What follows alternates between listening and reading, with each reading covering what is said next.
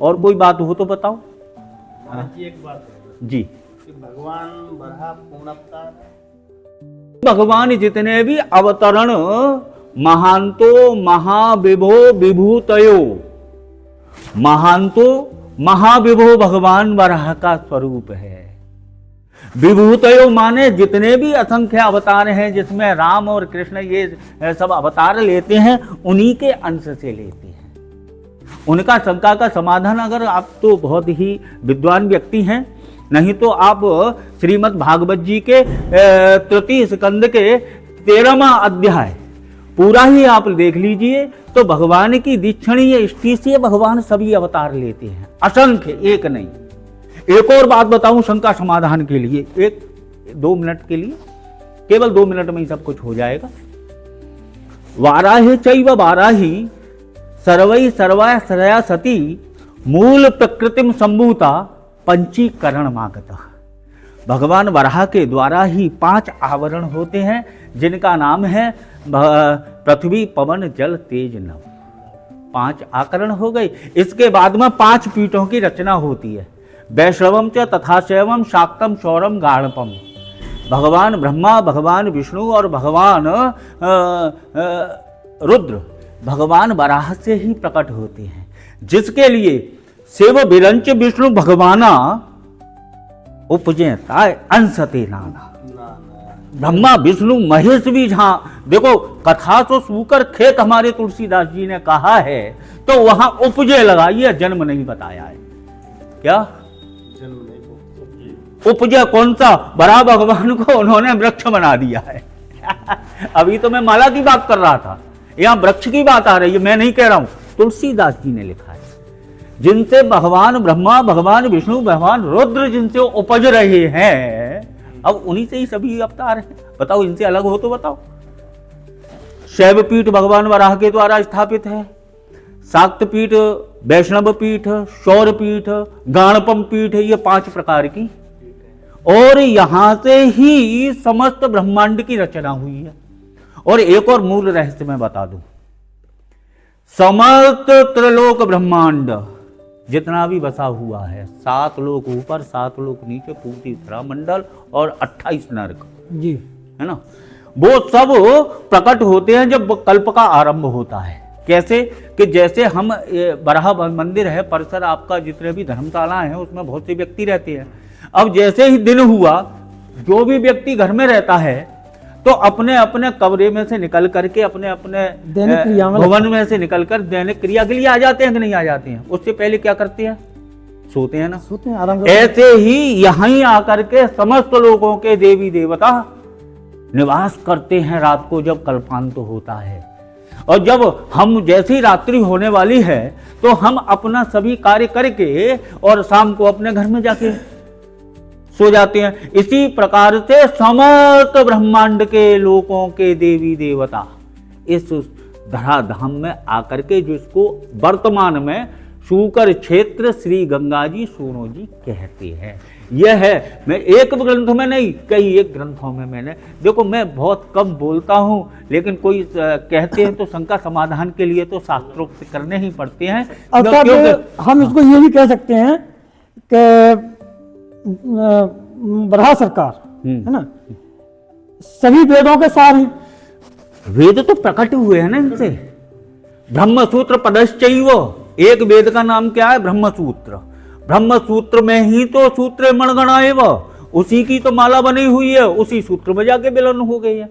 जय हो। श्रीमद् भगवत गीता में वेदों को ही उन्होंने ब्रह्मसूत्र कहा है। और उन ब्रह्म सूत्रों की जब भगवान ब्रह्मा ने जब स्तुतियां की हैं, तब 4 वेद हुए हैं। उसके बाद में फिर उसी एक वेद को 4 विभागित हमारे वेद व्यास जी महाराज ने किए है ना। तो ब्रह्म सूत्र एक ही वेद है जो ब्रह्म की वाणी है, जिसको गीता जी में ओम तत्सत निर्देशो ब्रह्मण त्रिविधे स्मृता। ये सब चीजें अध्ययन का विषय है। मूल सबका एक ही बराह भगवान है। मैंने एक श्लोक इससे पूर्व में उसको पूरा कर देता हूं। नाम देहान मंत्राच दक्षिणाच व्रतान च देवता नुक्रमः कल्प संकल्पस्तंत्र एवच। संकल्प है किस समय का? जिस समय हमारा कल्प आरंभ हुआ, उसके लिए लगभग 195 करोड़ 96 करोड़ वर्षें हो चुकी हैं। कितनी? 196 करोड़। वैसे 4 अरब 32 करोड़ वर्षों का ये पूरा एक दिन होता है ब्रह्मा जी का। कितना होता है? जिसमें 460 अब तक चतुर्भुजियां हो चुकी हैं, 540 होना बाकी हैं। इतनी बार तो वराह भगवान जब सतयुग आरंभ होता है तो भगवान वराही पूर्ववत स्थापयामासो वाराहम रूपम आस्थितो पूर्ववत सभी चीजें नदी नद समुद्राश्च पूर्ववत करोत प्रभु। वो वराह भगवान ही स्थापन करते हैं, वराह भगवान ही निर्देश देते हैं, भगवान वराही आदेश देते हैं, भगवान वराही सबकी तुष्टि पुष्टि जो कुछ भी करते हैं। तभी तो संकल्प बताया। संकल्प का मतलब जो भी कार्य करे संकल्प, इसको अभी संधि में संकल्प बोलते हैं, इसको विच्छेद कर दो। संकल्प हम कौन सा कार्य कर रहे हैं? जिस समय कल्प के समय जो भी आदेशित किए गए थे, हमें जो कुछ भी बताया गया था, जो कुछ भी हमने किया था, वो उसका नाम संकल्प है। संकल्प में भी अवतार भी आते हैं। अभी अंतिम जो हमारा अवतार हुआ बौद्ध अवतार है, तो उसमें आता है भगवान कृष्ण का उनसे ऊपर जो हो चुका था, इसलिए नहीं, अभी बौद्ध अवतार चल रहा है। और वैवस्वत तीर्थ भी यही है, वैवस्वत मनु भी चल रहे हैं और तीर्थ भी तीर्थम वैवस्वतम नाम, है ना। तो ये जो है मनमंत्र भी यहीं से आरंभ होता है, और चतुर्युगी का जो सतयुग है वो भी यहीं से आरंभ होता है, और कल्प भी यहीं से आरंभ होता है। ये सब कुछ चीजें आरंभ यहीं से होती हैं, वही सतत चलती रहती है। और एक अध्ययन की न्यूनता से ये चीजें हो जाती हैं। मान लो कोई भी संकल्प क्यों पड़ता है? मान लो अगर वो ही संपूर्ण हो, अगर हम मान लो भगवान वराह अगर संपूर्ण नहीं है तो कल्प किनका चल रहा है? वराह। बताओ हमें। वराह का चल रहा है ना। तो उनसे पहले कौन था तो हमको बताओ।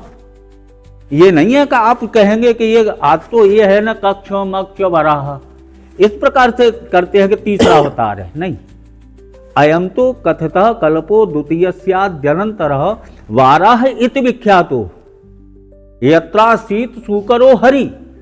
ये उस वराह कल्प के अंतर्गत जिस समय पृथ्वी को एक भगवान ब्रह्मा जी की रात्रि हुई, उस समय पर हिरण्याक्ष नाम का दैत्य पृथ्वी को ले गया जी। उस समय भी जो है वराह कल्प ही था।